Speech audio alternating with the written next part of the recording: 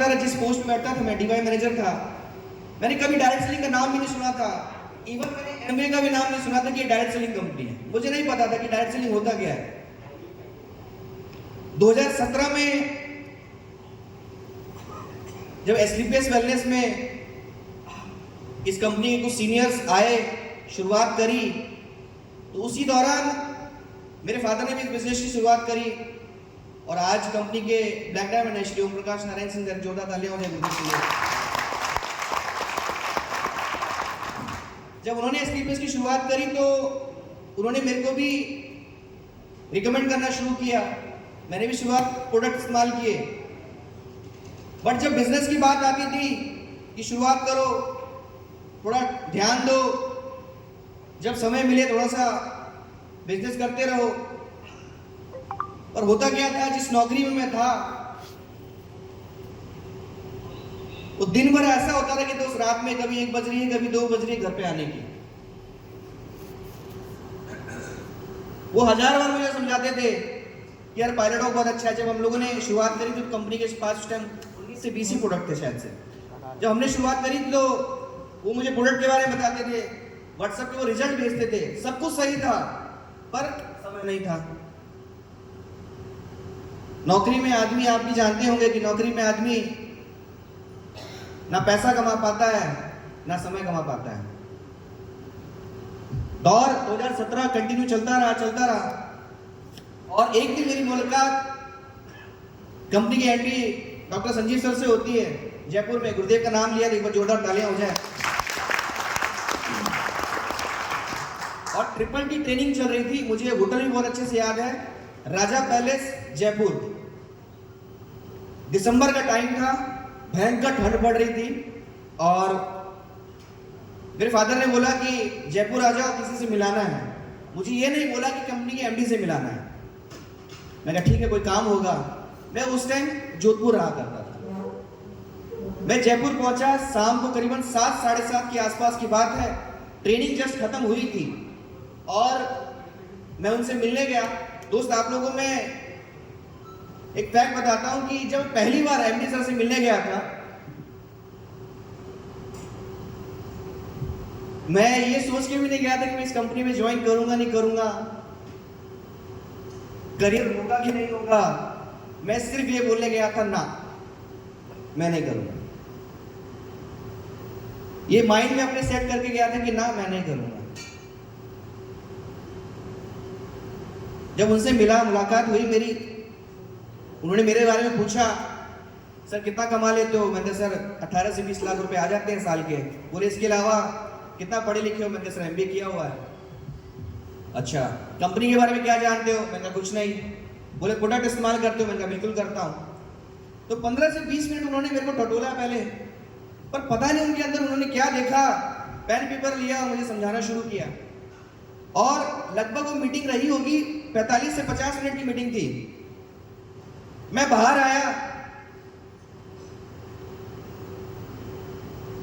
बाहर इस बिजनेस में मुझे यहाँ तक पहुंचाने वाले हमारे great mentor Shri Amit Kumar Dubey sir बैठे हुए थे सामने। मैंने पहली बार उनको देखा था उस टाइम, ठीक है। और आप सोचिए 26 साल का लड़का सामने बैठा हुआ है। अब तो थोड़े से हेल्दी हो गए, पहले तो बिल्कुल पतले से थे। तो ओपी सर ने मिलाया मेरे को दुबे सर से, ये हमारे अपलाइन हैं।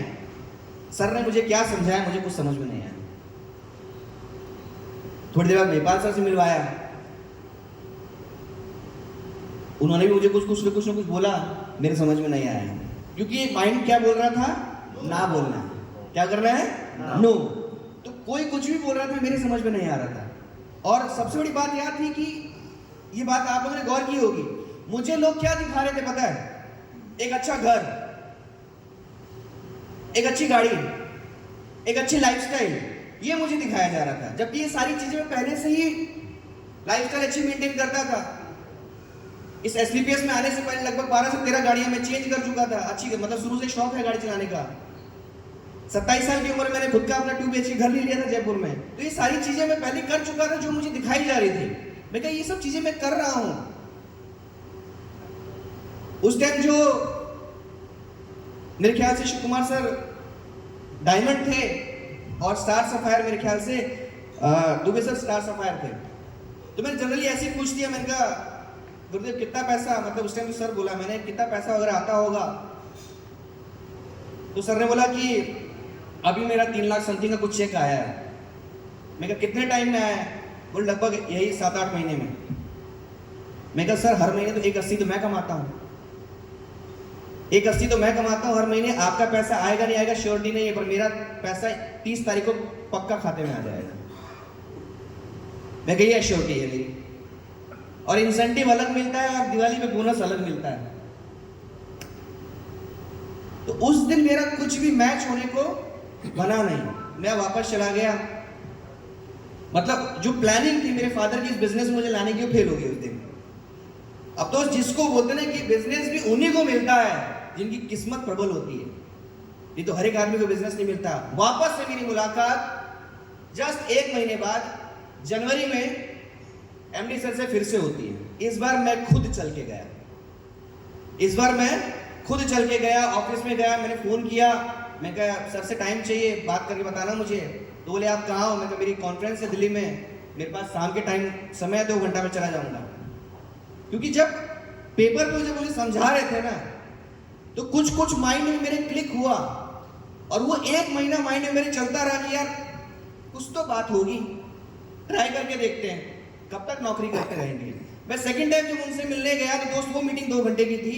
वो 2 घंटे के अंदर उन्होंने मेरी कंपनी के बेसिक्स के बारे में, एडवांस के बारे में, और आने वाला 20 साल के विजन के बारे में क्लियर कर दिया कि ये 20 साल तक हम यहां तक पहुंचने वाले हैं, कैसे प्रोडक्ट होंगे, आगे फैक्ट्रीज का क्या उनका आगे का प्लानिंग है वगैरह, सब कुछ डिस्कशन हुआ। मैंने उनसे आखिरी में एक ही सवाल पूछा, मैं कहा सर क्या मैं इस कंपनी में सेट हो पाऊंगा? मेरा बस एक ही सवाल था, क्या मेरा करियर सेफ है? मैं कहा सर देखिए मेरे फादर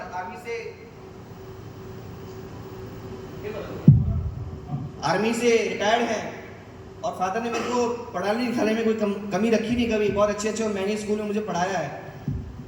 बड़ी मुश्किल से तो मैंने मेरा MBA कंप्लीट किया है, और यहां से अगर हार गया तो घर समाज तो गाली देगा ही देगा, रिश्तेदार भी नहीं छोड़ेंगे, क्योंकि मेरे घर में सबसे ज्यादा पढ़ा लिखा मैं ही हूं, और सबसे ज्यादा महंगी जॉब भी मैं ही किया करता था। मैंने उनसे एक ही चीज पूछी, क्या मैं सेटल हो जाऊंगा, क्या मैं यहाँ पे सफल हो जाऊंगा? तो उन्होंने बोला कि मैं नहीं जानता, वो आपकी मेहनत। मैं कहा फिर? सर ने बोला बनारस जाओ, 10 कदम की ट्रेनिंग चल रही है, उसको अटेंड करो, अगर आपको लगता है कि यहाँ आपकी किस्मत बन सकती है उस ट्रेनिंग को लेने के बाद, तो बिल्कुल ज्वाइन करना, नहीं तो आप अपनी नौकरी करते रहिए। एग्जैक्ट 22-23 दिन बाद 18 जनवरी 2018 रिवर पैलेस बनारस। मैं घर नहीं गया, सीधे एयरपोर्ट से 10 कदम में आया, और पहली बार सेशन में मैंने अमित दुबे सर को सुना। अभी तो 1 नाइट 2 डेज का 10 कदम होता है, पहले 2 नाइट 3 डेज का होता है।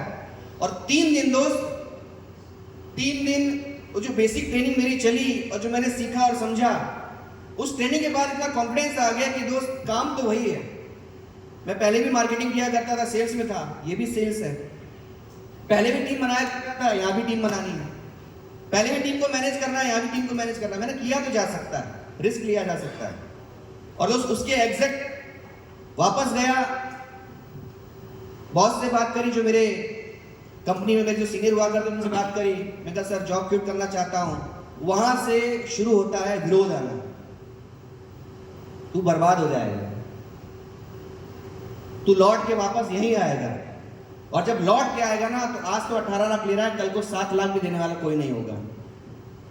जिस पोस्ट में बैठा उस पोस्ट पे पहुंचने के लिए लोगों को 12-12 साल लगते हैं, तो किस्मत वाला है जो 7 साल में पहुंच गया। मतलब एक से एक विरोध।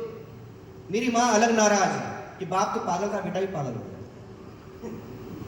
सोचिए, जो लोग मुझे कभी जीवन में फोन नहीं किया करते थे, रिश्तेदार, उनका भी फोन आने शुरू हो गया ज्ञान के लिए कि पागल हो गया है क्या, तू भी काम करेगा जोड़ने तोड़ने वाला। आप सोचिए, कितना प्रेशर होगा, और मेरे से ज्यादा प्रेशर मेरे बाप के ऊपर, क्योंकि नौकरी तो वही छुड़वा रहे थे ना। मैं रोज शाम को उनको फोन करूं, पापा छोड़ू क्या है, बोले यार छोड़ दे, फिर मम्मी फोन करे, छोड़ा तो टांगे तोड़ दूंगी। अब मैं असमंजस में मैं करूं तो क्या करूं, कैसे ना कैसे दो डिसीजन लिया, और 2018 में जुलाई एंड तक या अगस्त के आसपास में मैं फुल टाइम इस एसलीपीएस में आ गया। मैं नहीं बोलूंगा दोस्त, शुरुआत मेरी बहुत अच्छी रही, शुरुआत मेरी बहुत कठिन रही, क्योंकि मन ही नहीं लगता था काम करने में, बड़ा अजीब फील हुआ करता था जब मैं किसी के पास इन्विटेशन करने जाता था। शुरुआत के 10-15 दिन तो बड़े खराब गए, और फिर एक बार माइंड सेट चेंज कर लिया मैंने कि यार ये मेरे से नहीं हो पाएगा, छोड़ते हैं, चलो नौकरी करते हैं वापस।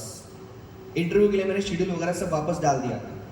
ये बात वापस ओपी सर को पता चली, ओपी सर ने बता दी दुबे सर को। दूसरे दिन सुबह सुबह 7 बजे दुबे सर घर पे, क्या हो गया बताओ। मैं कहा सर ऐसी सी बात है, मेरा तो मन नहीं लग रहा, मुझे समझ में नहीं आ रहा क्या करना है। ठीक है, बोले चलो एक काम करते हैं, नौकरी करनी हो तो कर लेना, हम 2 दिन के टूर पे चलते हैं, मेरे साथ चलो, उसके बाद आगे देखते हैं। दूसरे दिन सुबह सुबह हम लोग निकल गए गुरुदेव के साथ में, पहली बार उनके साथ में किसी टूर पे गया था। हम मुझे अच्छे से यार कोसांबी गए थे हम लोग, और 2 दिन का टूर बोल के मुझे 5 दिन बाद वापस लाए थे। पर 5 दिन के अंदर उन्होंने ये बेहतरीन तरीके से मुझे इस बिजनेस की हर एक बारीकी सिखा दी कि भैया फॉलोअप कैसे करते हैं, क्लोजिंग कैसे करते हैं, सेमिनार कैसे करते हैं, ट्रेनिंग कैसे करते हैं, वो सारी की सारी चीजें उन्होंने मुझे सिखा दी। और उसके बाद जब रात में घर पे ड्रॉप किया, मुझे अच्छे से याद है 1 बजे, बोले अब नौकरी करनी है बिजनेस करना है। मैंने कहा सर अब बिजनेस करना है, मैंने कहा अब बिजनेस करना है। और दोस्त बहुत शुक्रगुजार हूँ मैं दुबे सर का कि मुझे अपाहिज नहीं बनाया उन्होंने, मुझे शुरू से उन्होंने मार्केट में रखा, और कभी सपोर्ट नहीं, मतलब बोलते ना वन हैंड सपोर्ट नहीं दिया। वो बोलते थे बेटा जितनी बार गिरेगा अपने आप उठ जाएगा, अगर मैं उठाने आऊंगा तो तू बार बार मेरी तरफ मुड़ के देखेगा। तेरे घर में तेरे फादर है, उनका भी सपोर्ट मत लेना, खुद अपने आप खड़े हो, अपने आप खड़े हो। बात यह है कि दोस्त इसी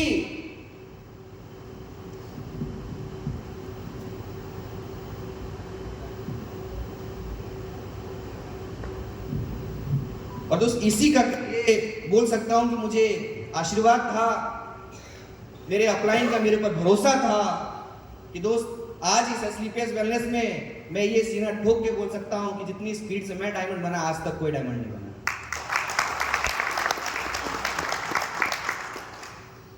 पुरानी कंपनी के बहुत लोग हैं हमारे पास में जो पहले कुछ ना कुछ कंपनियां किया करते थे, उनका एक्सपीरियंस है 12 साल, 13 साल, 15 साल, 18 साल।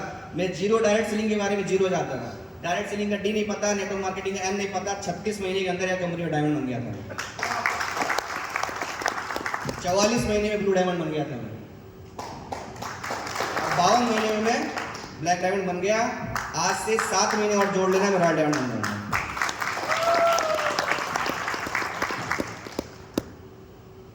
ये है आशीर्वाद का फल। और दूसरी बात, ये मेरा विश्वास मेरे अपलाइन के प्रति। मैंने आज तक मेरे अपलाइन से नहीं पूछा कि सर कैसे होगा, जरूरत ही नहीं पड़ी, जरूरत ही नहीं पड़ी। और आज भी सर से मेरी बात हुई करीबन 2 महीने हो जाते हैं, 3 महीने हो जाते हैं। आज सुबह बात हुई, उनको ये नहीं पता कि मैं थाईलैंड आया हूँ, मुझे कल शाम को पता चला कि वो थाईलैंड आए हैं। तो 2-2 महीने बात नहीं होती, बट आज इस तरीके से उन्होंने हमें तराश दिया है कि आज कोई भी टारगेट आए, भले वो जैसलमेर आए, मनाली आए, क्रूज आए, दोस्त अपने लेवल पे आज भी पैन इंडिया मेरा एक कमिटमेंट रहता है कि या फर्स्ट रैंक पे रहेंगे या सेकंड रैंक पे रहेंगे, तीसरे नंबर पे मैं कभी नहीं आया, या तो पहला या तो दूसरा। तीसरा नंबर मैंने आज तक एक्सेप्ट नहीं किया। और आगे भी कमिटमेंट रहा है मेरे अपलाइन से कि तीसरे नंबर पे नहीं आएंगे, सबसे ज्यादा अचीवर निकलेंगे तो हमारी टीम से ही निकलेंगे, और ये आज तक होता है। दोस्त आज इस बिजनेस ने शुरुआत में डायमंड तक तो लगता था यार बहुत कम पैसा है, बहुत कम पैसा है, क्योंकि ऑलरेडी बहुत अच्छी जिंदगी में जिया करता था। बट जब डायमंड बनने के बाद सच्ची मुझे पैसा बचने शुरू हुआ तो अच्छा लगा। आज इस बिजनेस से लगभग 3 करोड़ से ऊपर की मेरी अर्निंग हो चुकी है, और मैं 2 कार मेंटेन करता हूँ। एक 70 लाख की BMW है और एक 65 लाख की ऑडी कार मेंटेन करता हूँ। बात पैसे की और गाड़ी की नहीं है, बात सिर्फ इतनी है दोस्त कि आज इस एस्क्लेपियस वेलनेस की वजह से मैं जो मेरे नौकरी में बोला ना आदमी पैसा कमा पाता है ना समय कमा पाता है, इस एस्क्लेपियस वेलनेस की वजह से पैसा भी कमाया और समय भी कमाया। आपको बताऊं ये थाईलैंड का मेरा 18वां टूर है। मैं इससे पहले 18वां थाईलैंड आ चुका हूं। एस्क्लेपियस वेलनेस से मेरा ये ख्याल से 5वां या 6ठा टूर होगा। और थाईलैंड आने के बाद मैं एक ही काम करता हूं, दबा के सोना, क्योंकि मेरे बड़े साड़ू विद्री हैं, उनका यहाँ पे क्लब है, तो मेरा रेगुलर आना जाना रहता है। बट ये बात जरूर बताना चाहूंगा दोस्तों कि कंपनी ने अगर एक टूर दिया है ना तो बहुत सोच समझ के दिया है। जैसे खान सर ने बताया, जिस इंसान के सपने नहीं है ना वो इंसान पैसा नहीं कमा सकता। मैंने इस बिजनेस में देखा कि लोग पैसा आया जेब में डाला, पैसा आया जेब में डाला। दोस्त पैसा आया उसको खर्चा करो, पैसा आया उसको फिर खर्चा करो। जितना खर्चा करोगे ना 10 गुना उतना आएगा। खर्चा तो करो। कंपनी इसलिए बोलती है कि आपको टूर इसलिए दिए जा रहे हैं ताकि आप बाहर की दुनिया को देखो कि बाहर का कल्चर कैसा है। आधे लोगों का तो नॉर्थ गुम हो गया है यहाँ पे। आधे लोग ये सोच रहे हैं कि किस दुनिया में हम लोग आ गए यार, ये कौन सा कल्चर है। तो दोस्त ये कल्चर इसलिए आपको दिखाया जा रहा है कि जिस दुनिया में हम लोग रहते हैं उससे बाहर की दुनिया और भी बड़ी है, और बाहर की दुनिया बिना पैसे से दिखने वाली नहीं है। आज होंडा सिटी पसंद है, सिविक पसंद है, वरना पसंद है, तो घर में ऑडी कार कभी नहीं आएगी। यस और नो? यस और नो? अगर आज भी 1 BHK पसंद है तो पेंट हाउस कभी जीवन में बन नहीं सकता। यस और नो? यस और नो? तो आज भी दोस्त मैं सिर्फ एक शब्द को मानता हूं जो मैंने बिजनेस में आज से 5 साल 5.5 साल तक किया है। वो शब्द क्या है? सिर्फ एक शब्द जीवन में मेरी लाइफ जो बदली वो है जी गुरु जी। क्या है? जी गुरु जी। और वो गुरु जी आने वाले हैं जिन्होंने मुझे यहाँ तक बनाया, खड़ा किया। मौके बहुत मिलेंगे वापस आप लोगों से रूबरू होने के, पर आज जिसके लिए हम लोग आए हैं वो समय आ चुका है, वो मौका आ चुका है। और हम लोग बहुत सौभाग्यशाली मान के रखना। मैंने शुरुआत में क्या बोला कि मौका मिला हमें थाईलैंड में ट्रेनिंग लेने का, ये बहुत बड़ी बात है। यस और नो? दिल्ली जाते पैसा देते नहीं देते? ट्रिपल टी में देते, LNT में देते, फ्री ऑफ कॉस्ट। सोचिए, और वो भी इतने बड़े लीडर से। तो सारे तैयार हैं? तैयार हैं? तो मुझे नहीं लगना चाहिए कि मुझे बताना चाहिए कि गुरुदेव का स्वागत कैसे होना चाहिए है?